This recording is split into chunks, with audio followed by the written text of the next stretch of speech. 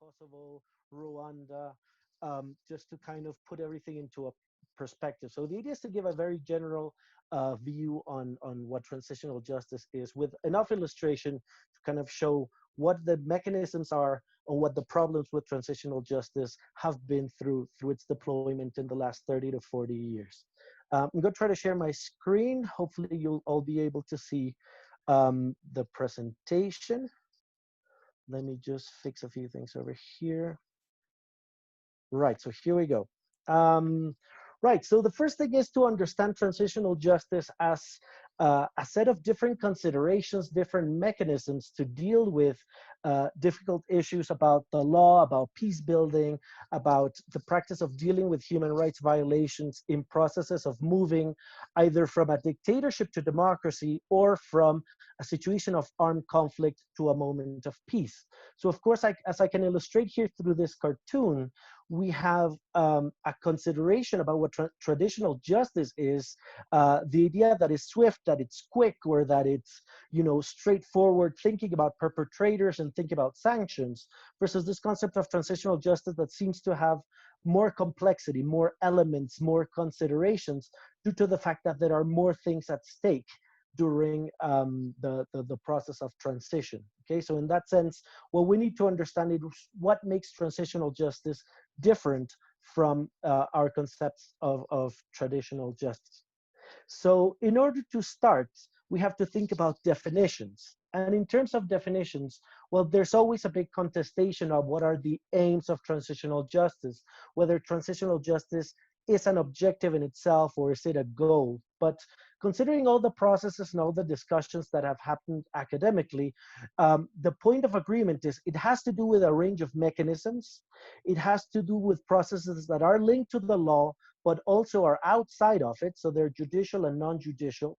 And the aim is to help address all the legacies that come from violent conflict or from repressive autocratic regimes. So it's geared towards dealing with infractions to the international humanitarian law. It has to do with dealing with mass atrocities. And there's a big chapter, a big focus on working on genocide. What you see here as a set of pictures are different examples to help you illustrate what transitional justice practice has been all about. So here we have the ICTY, the International Criminal Tribunal for the former Yugoslavia, as an example, the information that they give about the focus of doing criminal justice, doing investigations for human rights atrocities, convicting and persecuting individuals responsible for that. So criminal justice in itself has a big, big chapter, and the term of justice has been debated heavily under that retributive perception. Okay. Apart from that, there are other ranges of mechanisms that I wanted to focus on here. So here we have the Gacaca courts in Rwanda, which are a communal practice that was originally and traditionally geared towards dealing with petty crimes like theft and community-based crimes that were supposed to heal and integrate perpetrators into a community. But because of the 1994 genocide, this model was adapted, sort of a combination between a truth-telling practice, but one that would help identify mid-level perpetrators of the process of genocide. So it has the combination of truth-telling at the community level, but it got adapted this vision of dealing with crimes and identifying perpetrators, and at certain points, it would throw people into the criminal process of Rwanda. Here we have the Colombian version of transitional justice. We call it the Special Jurisdiction for Peace. So it's an arrangement made out of a peace agreement between the Colombian government and the guerrilla FARC to kind of deal with the crimes that were committed during the process of the Colombian conflict. Bearing in mind, Colombia has had a 70-year war, and it has to do with connecting truth-telling practices with criminal convictions, but also supporting victims in the process. The original decree for this transitional justice view has a lot to do with members of FARC connecting with their victims and planning some process of support, of rebuilding, of reconstructing, or giving land back to those who have been affected by conflict. Bearing in mind that Colombia has had issues such as forced displacement, refugee I'm hearing somebody, sorry. Again, it has to do with process like forced displacement, forced disappearances, refugee issues. So it's trying to encompass a lot of issues within a system that changes the law and creates a range of different institutions. Some that are legal, some that have to do with recreating memory, some that had to do with truth telling. The ones in the center, these two, so this is the South African Truth Commission and the Timor-Leste Truth and Reconciliation Commission. It shows the idea that you can also create a political institution that focuses on truth-telling, on finding facts, on creating an official version of the truth, an objective version of the truth that can help dispel sort of the nationalist myths or the myths that come out of violent conflict. And in that sense, the aim of truth commissions has to do with organizing as many voices from victims and most of the time perpetrators to have this national dialogue that ends in a report, ends in a review, ends in a process that recognizes those dark moments of conflict or those dark moments of an authoritarian regime, and serves as a practice so that there's no repetition of said atrocities or said crimes. Okay. In the bottom, we have different practices of memorialization or remembrance. So here is the Colombian Center for Peace, Memory, and Reconciliation. It's a government-based institution that does memory, recreates moments of the Colombian armed conflict, and it's trying to present itself as a holistic approach to learning from all the atrocities that have been occurring under the Colombian conflict. Now, later on, I will explain what are the problems with having such an institutional version, but in the case of Colombia, different from, say, the case in the Balkans, the memory process has been all channeled through the views of the government. Here, a lot of you might relate to this one or have seen it, the War Childhood Museum in Sarajevo. So practices of memory that have been put either in museums or specific centers, same as here, this is in Croatia, in Zagreb. Examples of what you can do creatively to create that record of the past, to kind of use it pedagogically and to promote some sort of discussion about what are the versions of the truth, what are the versions of that conflict that occurred, and that can now be channeled through civil society organizations, NGOs, or by citizens. And there are different examples in different countries around the world that I'll try to explain. Same as with this one, this is called an arpillera. It is a process by different organizations worldwide where they gather women who have lost their sons in situations of conflict, particularly women whose sons have been forcefully disappeared. And they gather them to create this process where they saw this kind of quilts where they tell the stories of conflict and they find a way to tell the truth without actually verbalizing it. So it's sort of a process of trauma healing and telling the truth that uses, you know, the creativity of quilts and the connection of women, the connection of mothers worldwide to kind of present their story and have an outlet for demanding justice or demanding some sort of truth. This has been organized by the University of Aberystwyth in the United Kingdom, but it has connected with organizations in Chile, in Argentina. I've seen them at some point moving their exhibitions in Bosnia and in, you know, different universities all over the world. So as you can see here, there's a wide range of practices of transitional justice. And my point in showing you all of this is that transitional justice, at the end of the day, is a creative space for presenting all these sort of mechanisms, and the idea is try to connect them in order to deal with the root causes of conflict and deal with the animosities and the difficulties that come with those human rights atrocities. Unfortunately, what we see in each and every one of these cases is that they're often presented as a situation of either or, as a choice that you have to make, where, you know, due to economic constraints or due to the realities of post-conflict, you cannot be as creative as you wanted to. And what a lot of academics have insisted under the concept of holistic transitional justice is to view this not as a forced choice, but as actually a range of tools that when connected, they can best address the underlying issues of conflict. So it's a call to do conflict analysis to understand really what is at the core of each conflict, and then think about what's the best setup of mechanisms to address that particular difficulty, or to address those root causes of conflict. Okay. Underlying this concept of transitional justice, just as in this slide, the background is a dilemma that occurs in every post-conflict setting. And unfortunately, Colombia is not an exception. We call this the dilemma of peace versus justice. So that idea that either you choose a peaceful agreement that makes makes each of the parties in conflict happy and gives them, you know, the political interest that they're seeking, and gives them sort of the platforms that they're looking for. But you kind of have to sacrifice justice, because if you start talking about justice, they might not sign the peace agreement, or they might not agree to the conditions of said peace, or vice versa. This idea that you have to pursue, you cannot negotiate with these people because they're all criminals, because they're all responsible. So in that sense, there's sort of this dialogue and this discussion that makes transitional justice initially seem to be a choice. Do we follow, you know, the reconciliation and peaceful components of an agreement, or do we pursue criminals and do we put them in jail, and, you know, we do the criminal justice process?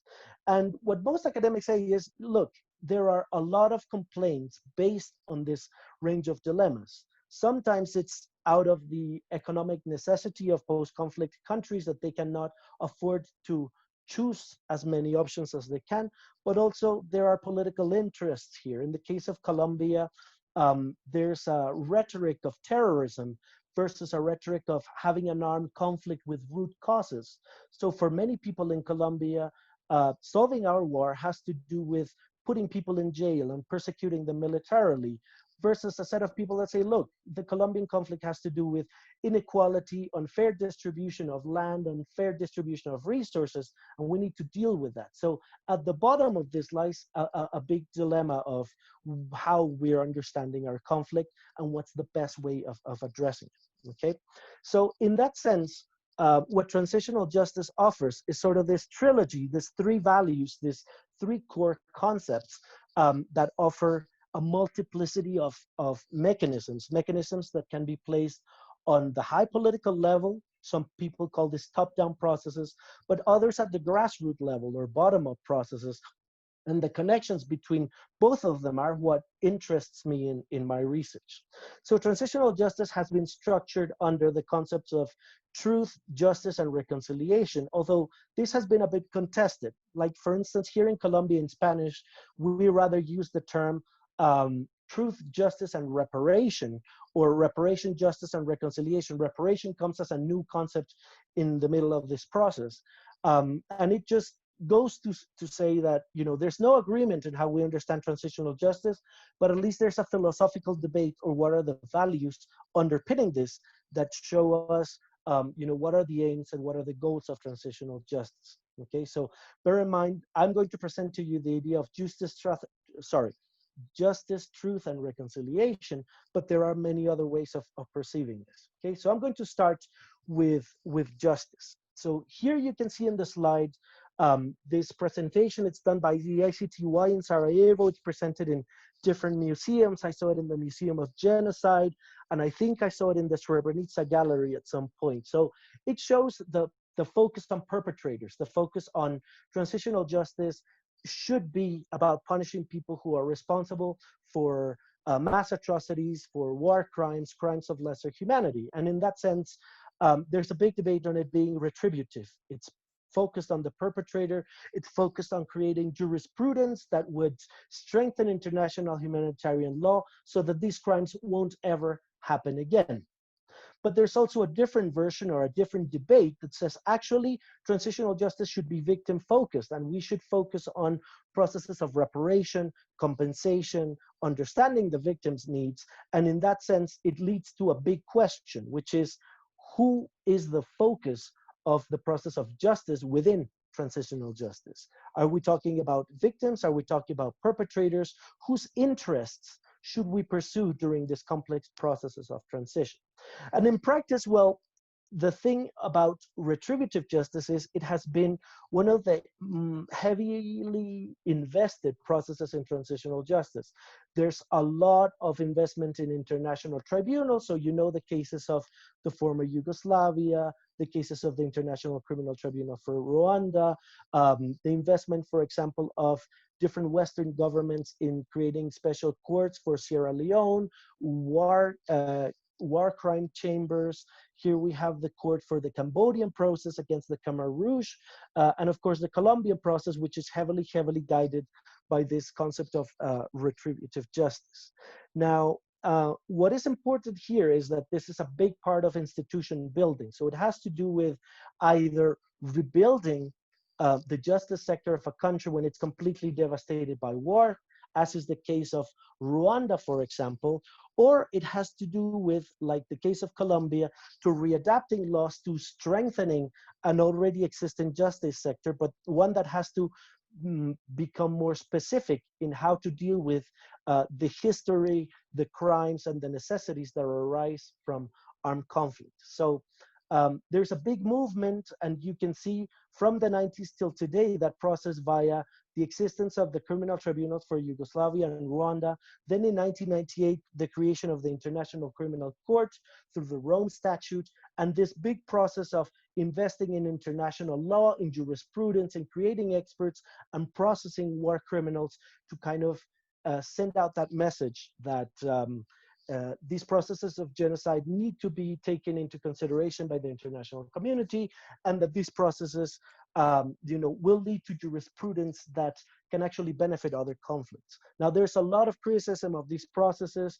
In the case of Yugoslavia, for example, many people have written about the lack of outreach, the lack of legitimacy that the court had in countries like Bosnia, Kosovo, Serbia, Croatia, due to the fact that it delayed many of its processes, the fact that initially all the statements, all the indictments, all the reports were written either in English or French, but very little was written in Bosnian, Serbian, Croatian. So in that sense, there was this big rejection or this big contestation that has been used as a critique of the state building process of the Balkans. In the case of Rwanda, for example, there's a big mismatch between the use of the criminal tribunal and the gacaca courts due to the fact that there were so many cases, there were so many crimes, there were so many perpetrators in that sense, that it was very difficult to create a balance between what could have been done inside Rwanda through the gacaca courts and what could have been done in the criminal tribunal for Rwanda. And same, every case has its own critiques, and we can probably talk about them a little bit in the Q&A. The other side is reparations. So when we talk about reparative justice, we have to focus a lot on different measures that can be taken by a government or by a particular group to help victims reobtain that which they have lost during a process of armed conflict or during a process of repression. Okay, so it's another mechanism that's geared towards delivering justice, and it can be done through different methods. One is, financial compensation. So giving money back or giving land back to the victims, sort of recognizing their economic need and supporting them in that sense. Here in the picture, I've shown the case of Peru. Peru is very interesting because Peru throughout the 90s had a very authoritarian regime by a president called Alberto Fujimori, who in the process of eliminating left-wing guerrillas, particularly one called Shining Path, he started focusing on indigenous groups and sort of peasant communities to harass them so that they would give information about, that would help know the whereabouts of Shining Path and its leaders. So there was a lot of disappearances, there's a lot of the government taking over people's houses, expelling them, killing them. So there's this big grievance from indigenous and peasant communities against the government. Once Fujimori was out, after 10 years of what would be called a dictatorship, then there's this big process through the human rights movement in Peru that led to the government being pressured into creating a law that would give reparations to to the indigenous community. Hence the picture in the back, you can see that it's promoting a program for collective reparations, and it gives this idea that it's not only about the individual compensation, but actually recognizing that the indigenous communities have been affected. So in that sense, it's not only the giving back, it's not only the compensation element, but also the recognition of either giving back to these minorities or these special groups that need that special recognition, okay? And not only can reparations be material or financial, sometimes they're often symbolic, creating a street or a school that has the name of the victims, or recreates or reminds people of a particular event that is connected to an atrocity. And the latest trend, we have seen this in Haiti, is turning reparations into development policies. So in the case of Haiti, there's a big cry for reparations regarding the United Nations involvement in Haiti's reconstruction after the earthquake about 10 years ago.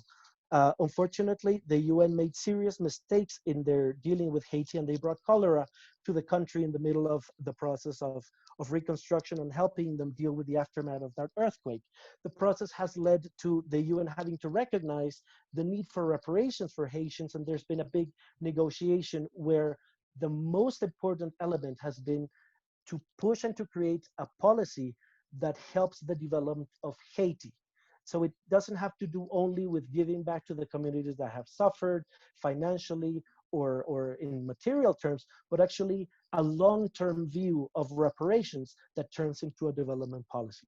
And again, we can discuss that a bit in the Q&A. When it comes to the issue of truth, then my concern, or what my research shows, is that there are different types of truth. And it is not only the debate between a truth being objective or subjective, that's part of the discussion, but there's actually a wide range of sources where we can get the truth. And in that sense, that becomes a possibility, but it can also become a problem depending on the level of politicization of those sources. So here I put at least 4 or 5 types of truth. Okay, the first one is what academics call forensic truth.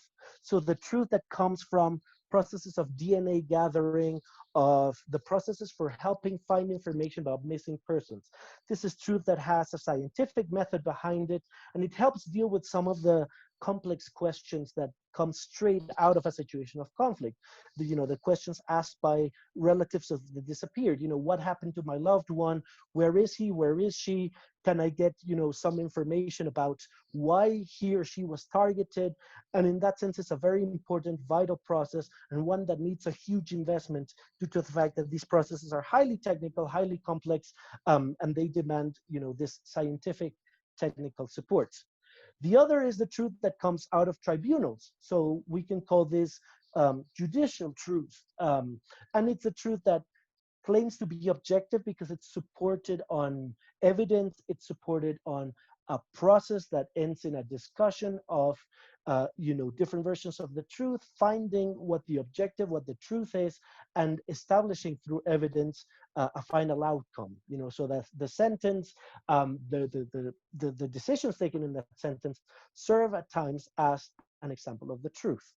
The other is the one that comes from truth commissions. I kind of talked about them before, but the idea that this is a political dialogue, a dialogue that can be done either at a high level, national level, but it can also be done at a local level with different communities to kind of have this dialogue about what happens. And, sometimes it entails listening to perpetrators, listening to victims, and kind of connecting those discourses, those narratives to kind of come up with this negotiated or this discussed dialogue that can be turned into a report. It can be turned into this official version that can help dispel a lot of the myths that come out of a conflict. Now, there's a lot of criticism of truth commissions, of course. In the case of the South African Truth Commission, which has been presented as the model, as the example to follow, there was this discussion whether truth leads to amnesty. So how do you get people to confess when their main concern will be to be put in jail, to be put into a criminal justice process? And in certain cases, this has led to this negotiation where truth can be interpreted as leading to impunity. So that's a very difficult dilemma that truth commissions often have to portray.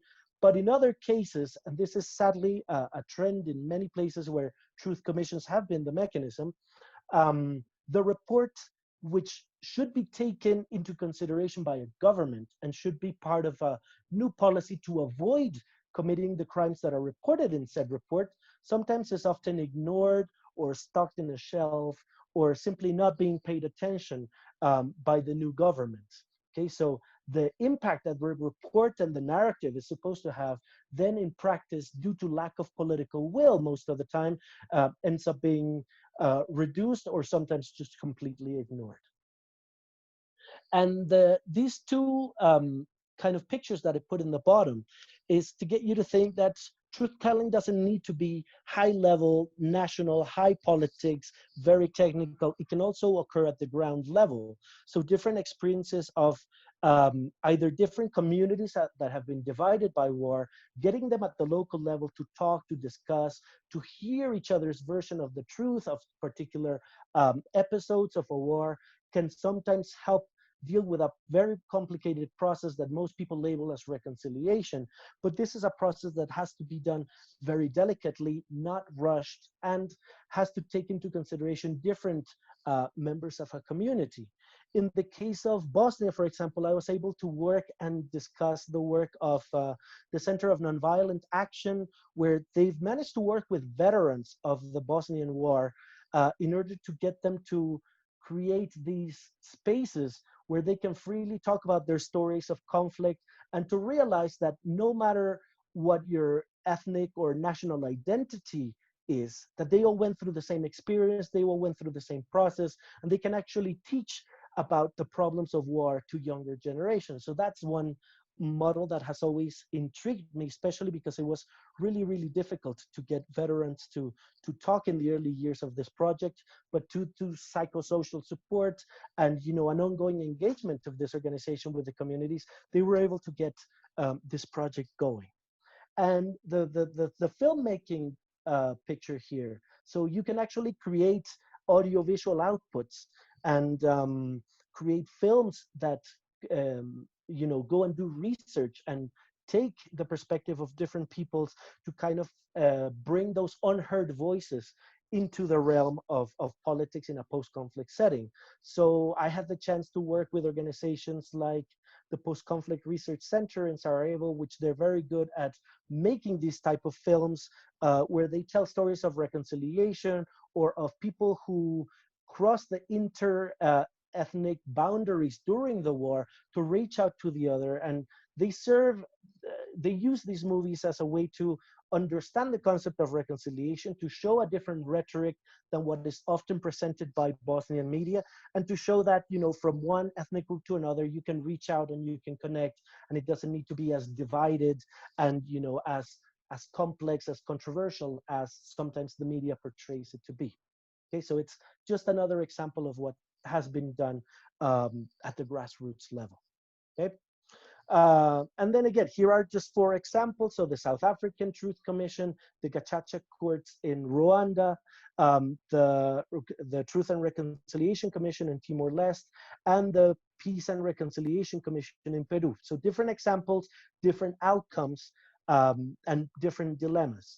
Some have the dilemma of leading to impunity when they're not connected to a criminal justice process, and this question of how do we allow people who've perpetrated crimes to confess and to participate in this process if they know they're going to be punished. So that's a difficult dilemma.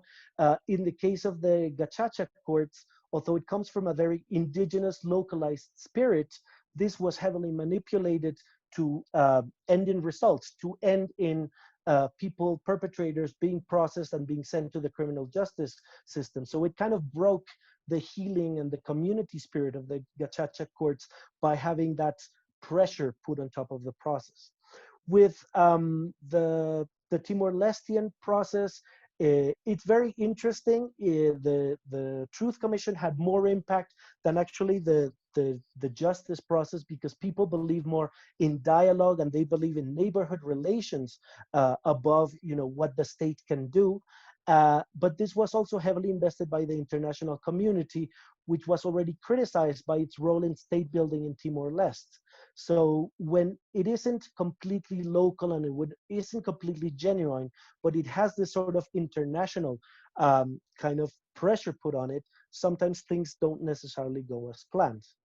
And in the case of Peru, the Truth and Reconciliation Commission was very good in recognizing victims and was very good in kind of putting the spotlight on either the indigenous communities or the peasant communities that were, affected by it, by the war, by the repression of the government.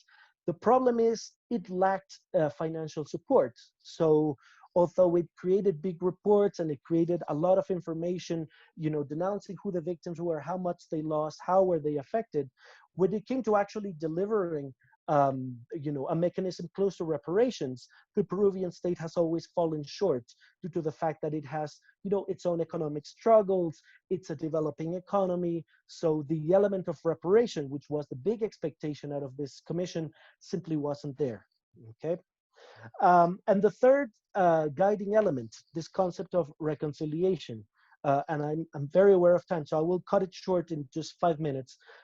Reconciliation is probably for me the most complex process due to the fact that it's the most intimate one. It has to do with elements of individual consideration about a conflict. It has to do with questions about forgiveness. It has to do with even spiritual matters of how people perceive their relations with others. So for me, this is one of the most complicated ones. It has a lot of dilemmas, and putting this into the international sphere, saying that it is the responsibility of the international community to deliver reconciliation, sometimes is very problematic in a lot of these cases, because it's down to each individual and to each community, rather than this whole process that is very political, and it's supposed to lead to the rebuilding of this ethnic or nationalist relations. In truth, the only agreement that academics have regarding reconciliation is that it's the rebuilding of relations that have been broken by violence that comes out of either repression or conflict. The rest, how to do reconciliation, is always up for criticism and up for questioning. So here I've put certain examples of things I have experienced regarding reconciliation, a lot of them or all of them heavily criticized one way or another. So the Mostar Bridge, a lot of you should be acquainted or should know the story of the Mostar Bridge, but it's been portrayed as a symbol of reconciliation, a symbol of uniting the two communities that were, involved in the war in Mostar. And despite the heavy investment of the international community, there has been a lot of criticism on the real element of reconciliation between the two communities. Have they actually, rebuilt relations, despite the fact that there's a physical evidence of that rebuilding?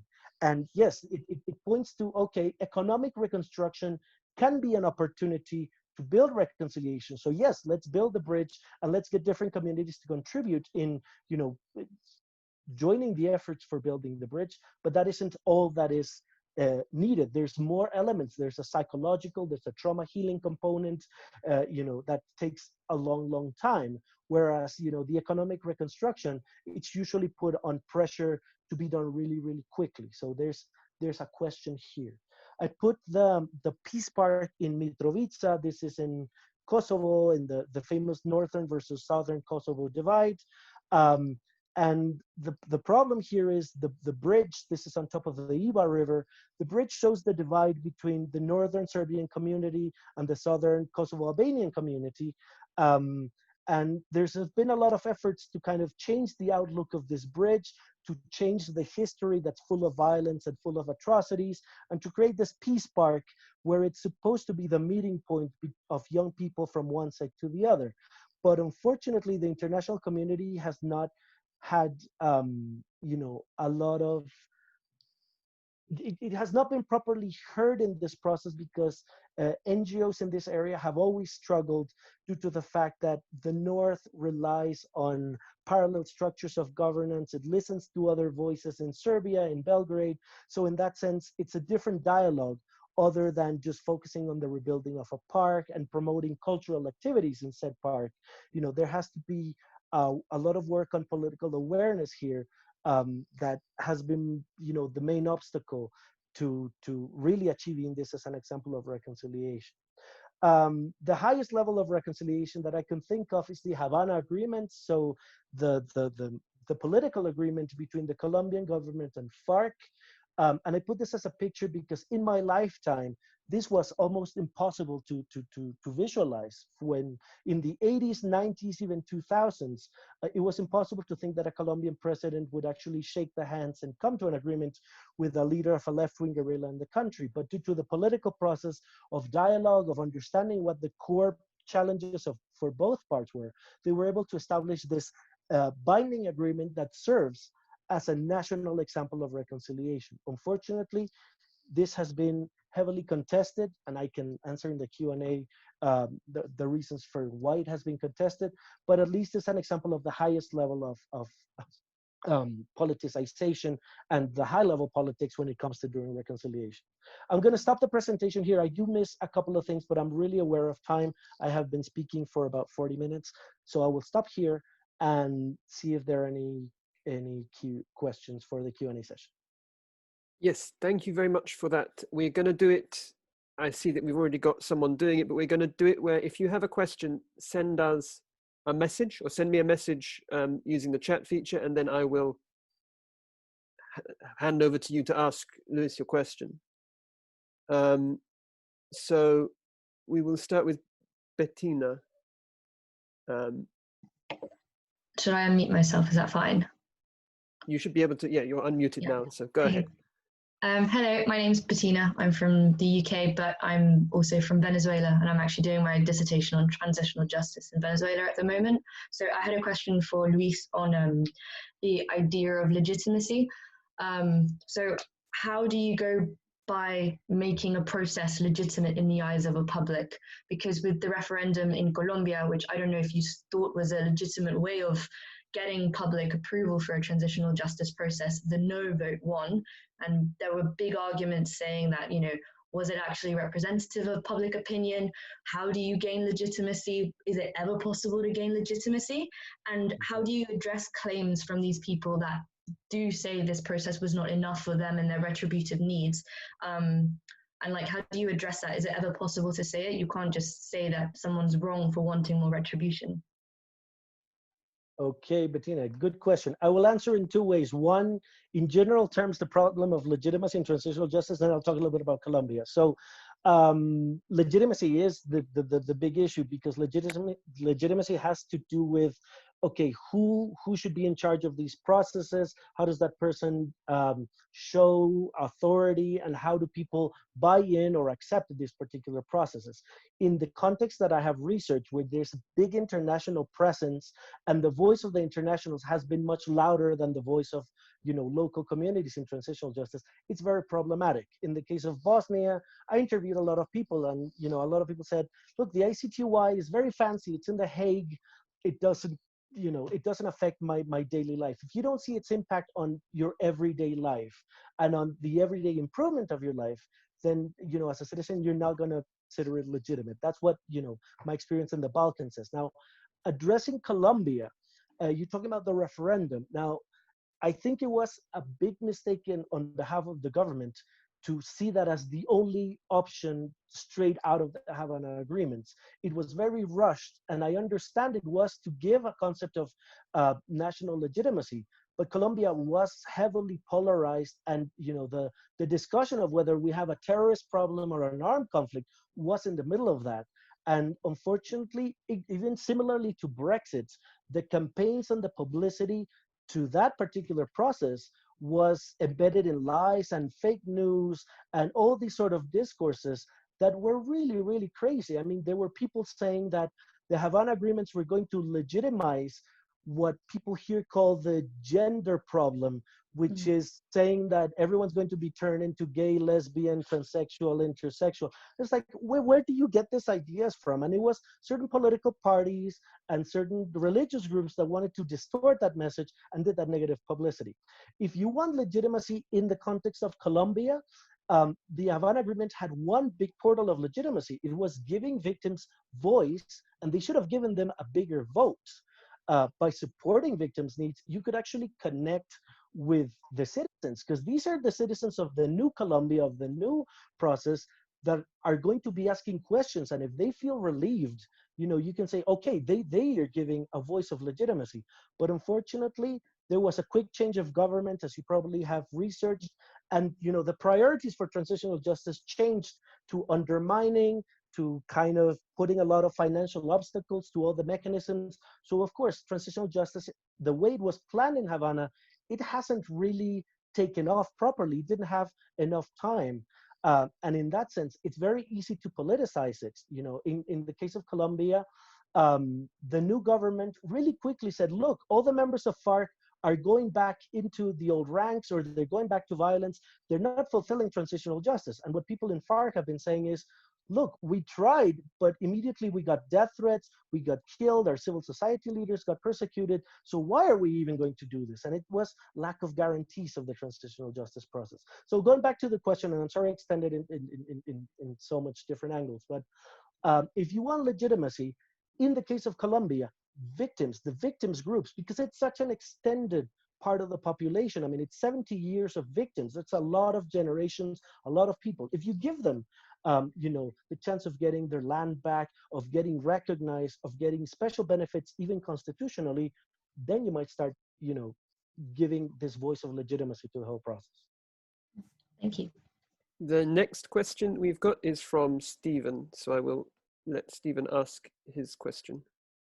I will just unmute Stephen. It's not letting me. Look. He's still muted. Ah. There we go. We can't hear you, Stephen, but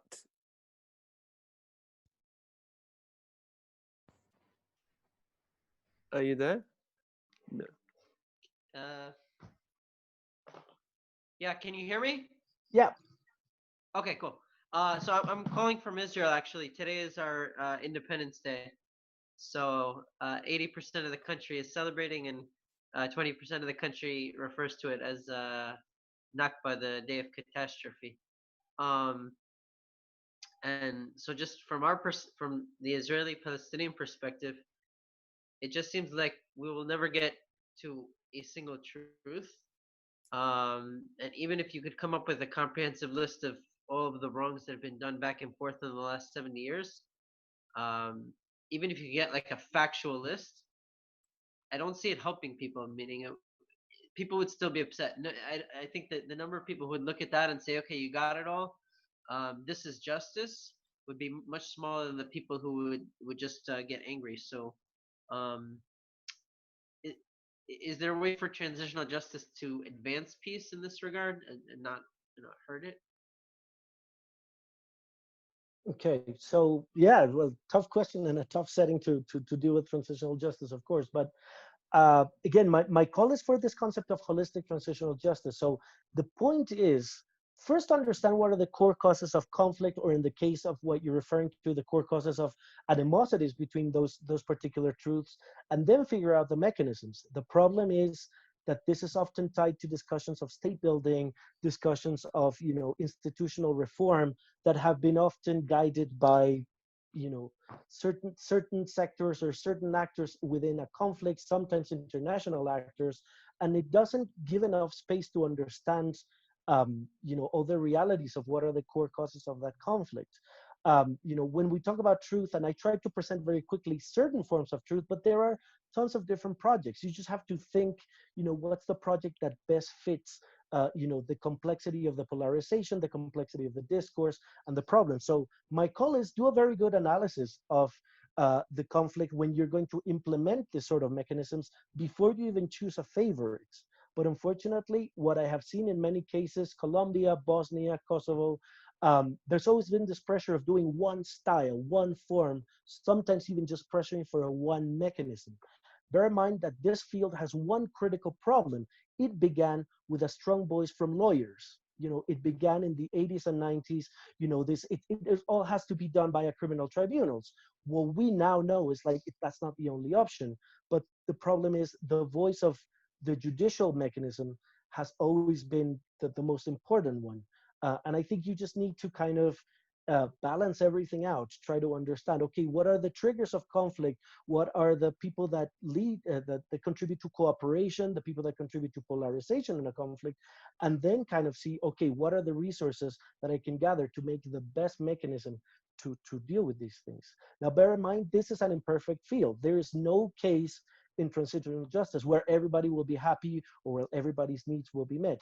But the analysis of the conflict will help us understand, okay, what priorities are the most urgent or are the ones that are more structural to that conflict. Thank you. We've got two more questions. The first one, I don't know if you've seen in the message, but it's from Simone, I think. Simone, I will okay. see if he wants to. They want to ask. No, actually, that was more a comment than a question. I would have another question, actually, if I may. Yes, yes. I think that when you speak about criminal justice as a part of the transitional justice, this, I mean, it should have the right to be included as one of the tools only if it is, if it aims at least at being comprehensive and really to reconstruct the whole situation. I remember once hearing here in Sarajevo the Judge Pokar, House Pokar, who was many years involved in the Hague Tribunal, and he was mentioning, for example, that according to him, the adversarial version of the justice which has been chosen was not appropriate. So, to what extent do you think that this issue of being comprehensive can be applied, and to what extent it is really important so that every victim can feel that is in the process somehow? Good question. There's a big debate on academia, and it's called something like, should we have just a good enough transitional justice? Because of course it's very idealistic to talk about, you know, this holistic, all-encompassing. The problem is that, you know, transitional justice has often been, because it's easily politicized, it favors one type of voice, one type of mechanism on top of the other. So of course, we not always have all the time, all the resources to understand all the complexities of conflict, particularly when the negotiations or the addressing of these issues is done at the high political level, so it's heavily politicized. Sometimes it just requires thinking about how to connect, you know, that top-down process with the bottom-up process, which I'm sad to say in the case of Bosnia has been very complicated because of state building, because of Dayton, because how it cemented, you know, political parties and ethnic understandings of conflict into the Constitution of Bosnia. So in that sense, it gives very little leeway to, you know, the voices of civil society and the voices of NGOs to actually connect with that in a more harmonious or cooperative way, at least. But I think when I talk about holistic transitional justice, it's not about trying out everything. It's just do your analysis first, understand what are the triggers, what are the motivations, where are the tensions, and use transitional justice in connection with all the other peace building processes, you know, the demobilization, the security sector reform, the justice sector reform, connect that so it addresses all those particular issues. Think about the problem of reparations in Bosnia. That would have been a good debate to have in the early 2000s, but it was missed because of all the controversies about the international community, the bond powers, later on the EU kind of intervention in the process, and it missed out a big debate. And it was a debate that could have been done, and it was done just too late. Super. We have, I think, bearing in mind the time for one more question, which is Amila. I will unmute and so she can ask. Thank you. I'm Amila Husic from Bosnia and Herzegovina. I have a question regarding like the types of justice. Like you mentioned the retributive and the reparative, like the perpetrator focus and victim focused justice. I think like in Bosnia and the Balkans in general, we have a tendency to focus just on the judicial matters, how the judicial courts are going to bring their decisions, and that's about it. And then we have this problem. I'm not too sure how it is in Serbia and in Croatia, but I know that we have a huge problem in Bosnia and Herzegovina with the reparations, where now not only are there certain parts of the populations that are not even implemented into social laws. For example, children who are born out of war, I don't know, and victims of sexual violence have only recently began to be considered as persons who should have reparations. And also, well, I lost my point. Anyway, what I want to ask, is it possible to have both types of these focuses in the transitional justice? Because I think Bosnia lacks that second part. Thanks. Super, great question. I'll try to be succinct. I'm very aware of the time. So yes, it is possible, but often this is riddled with a dilemma that often runs by economics, which is, if you connect transitional justice, for instance, with process of demobilization and disarmament, Colombia is a very good example of that. If the government doesn't have, a good economy, or the economy's been ravaged by war, it often feels like a decision. Do we give money to victims, or do we give money to these people that have been demobilized and kind of, we don't have money for everyone. So it sounds like a financial decision, but at the end it's, who do we prioritize, victims or these people that we just don't want them to fight? In the case of Bosnia, the ICTY could have had a discussion or prompted a discussion early on when it tried to do outreach about the importance of reparations. But unfortunately, you know the story better than I do. The ICTY was very concerned with jurisprudence, with, getting the big bad wolves, getting the big bad names out there, kind of fostering this international process for developing mechanisms for dealing with mass atrocities. And it had very little scope to say about, possible reparation processes and have that dialogue with the governments of the former Yugoslavia.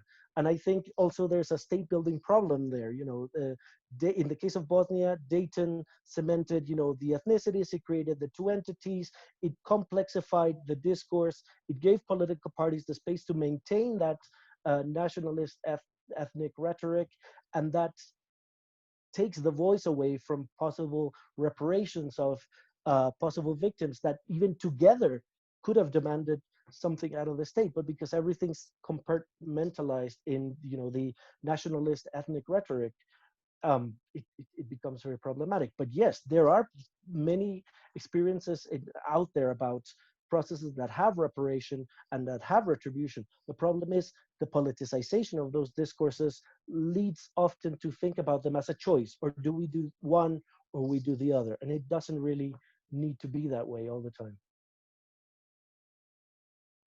Thank you very much, Luis, for your presentation and for taking these questions. Bearing in mind the time, I think we will wrap up now. We've been going for about an hour, which is sort of what we've been aiming to do. Thank you everyone for coming to this talk. This will be the first in our series of talks. The next one will be on Saturday, the 9th of May, so a week on this Saturday, which will be with Serjan Saranac, who is going to be talking about a film he made on education in Bosnia, which we will also share. So please keep an eye out for our social media, where we will share information on this and other upcoming talks. Thank you again, everyone, for coming, and that will be all for now, I think, unless Luis has anything else to add before we... No, I just wanted to thank everyone. I'll try to address some of the questions maybe that you've left on the chat. I'm starting to see them, so sorry if I didn't mention them. There were two parts that I missed in my presentation due to time, so maybe if you want to do research on your own. So one would be remembrance, and the other one would be sort of institutional building, institutional reform. We can chat about it later on, because that would take me a bit of a while. But it's great seeing you all. Thank you for the great questions, and hopefully I'll see you in the next presentations as well. As you will also see, Amina has put in the chat resolve@asfar.org.uk if you have any follow-up questions that we can maybe then hand over to Luis to follow up on anything that wasn't maybe covered in the short introduction we had today.